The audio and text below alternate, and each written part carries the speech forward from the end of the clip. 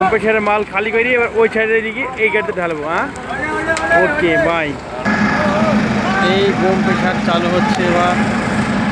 আমাদের bomb operator bomb চালু করলো। বোম এবার উঠবে ওপরে আমাদের এখানে।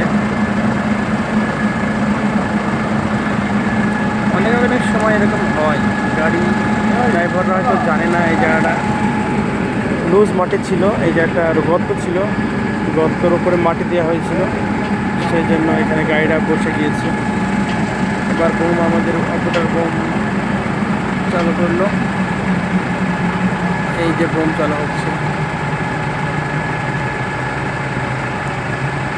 এই গাড়ির মাল এই গাড়িতে আসবে।